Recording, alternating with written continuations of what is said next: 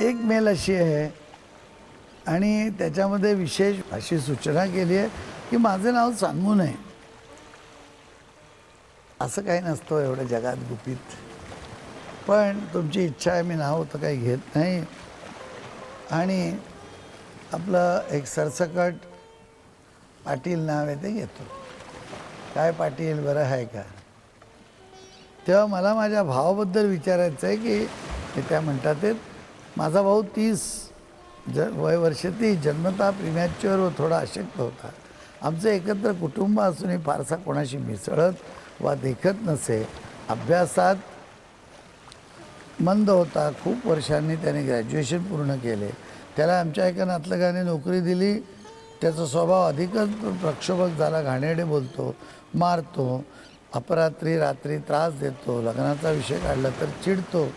त्याला नाव म्हणजे त्याची स्तुती केली तरी आवडत नाही. आईवडिलांना जगणे मुश्किल केले. अंगापिंडाने मजबूत असून कष्टाची कामे करतो. उधळा नाही, व्यसन नाही, कसलाही छंद नाही, हौस नाही, कोणाबद्दल आदर प्रेम नाही. मानसोपचार तज्ज्ञाकडे जाण्यास नाही म्हणतो. रागाच्या भरात त्याच्याकडून काही अपराध घडेल याची भीती वाटते. त्याच्या जिभेवर एक पांढरा चट्टा लहानपणापासून होता किंवा येतो जातो आणि हातावर पुटकोळ्या येतात, पाणी वाहते, काळे डाग पडतात, कालांतराने जातात. तर मानसिक उपचार अशा व्यक्तीवर कसे करावेत? तो जर मुळे नाही म्हणतोय मानसोपचार करायला तर कसे करावेत त्याला काय अर्थ आहे? कसे करावेत सांगून तो करणारे थोडीच. आणि मानसोपचार तज्ज्ञाकडे गेलं तर तो सांगेल कसे उपचार करावेत. आपण उपचार ठरवले आणि मानसोपचार तज्ज्ञ म्हणाला की नाही मी असं काम नाही करत, मी असं करतो. ज्याच्याकडून मानसोपचार घ्यायचे त्यालाच विचारायचं कसे उपचार करायचे म्हणून. एक गोष्ट आहे की तो प्रीमॅच्युअर होता. प्रीमॅच्युअर असल्यानंतर बऱ्याच गोष्टी अपूर्ण राहू शकतात किंवा काही गोष्टींची वाढ पूर्ण होत नाही. त्या दृष्टीने सुद्धा मनुष्य थोडासा शरीराने, बुद्धीने, सर्व तऱ्हेने अपंग राहू शकतो. आणि तुम्ही म्हणताय तसं की तो खेळत नाही, मिसळत नाही, काही करत नाही आणि आदर नाही, प्रेम नाही. लग्न करायचं म्हटलं की नाही म्हणतो. लग्न ही एक शारीरिक, सामाजिक आणि नैसर्गिक गरज आहे. प्रत्येकजण लग्न करायचं म्हणतोच.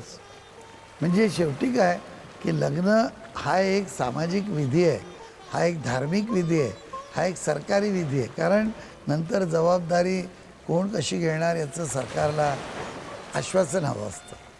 नंतर तुमची आध्यात्मिक प्रगती कशी होईल आणि दोघं मिळून ती कशी करणार यासाठी सुद्धा एक लग्न असतं. आणि समाजामध्ये वावरताना स्त्री पुरुष संबंध कसे आहेत याची लोकांना व्यवस्थित माहिती हवी म्हणून सामाजिक असतं. आता यामध्ये स्त्रीबरोबर पुरुषाने राहायचं, पुरुषाबरोबर स्त्रीने राहायचं, तेव्हा एकमेकाची जबाबदारी घ्यायची. यामध्ये समोरचं व्यक्तिमत्व पेलण्याची जर ताकद नसली आणि त्या दृष्टीने समोरच्या व्यक्तीला जर सुख देता येणार नाही असं वाटलं तर बरीच मुलं म्हणतात लग्न करायचं नाही. तुम्हाला जरी सगळी त्यांची प्रकृती कळली नाही तरी त्यांना त्यांची प्रकृती, मानसिकता आणि अडचण कळत असते.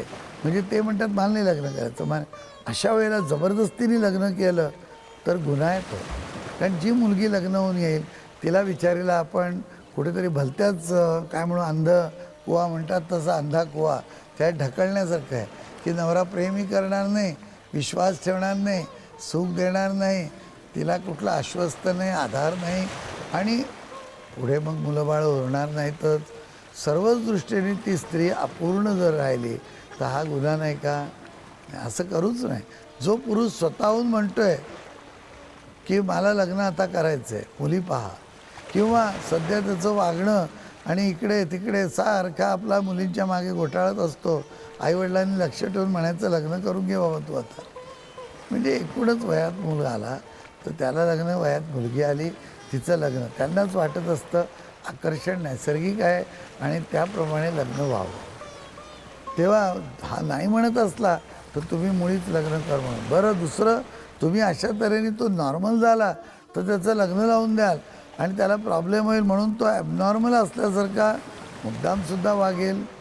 आणि असं दाखवेल की मी ॲबनॉर्मल आहे म्हणजे कोणी मुलगी देणार नाही, तर बाकी त्याचं पोट साफ करून घ्या. विरेचनादी देऊन त्याचं एकदा पोट साफ झालं तर पूर्वीपासून त्याला काहीतरी असा त्रास असू शकतो, उटकळ्या वगैरे येतात, ते म्हणजे दोष नक्कीच आतड्यात, पोटात आणि रक्तामध्ये आहे.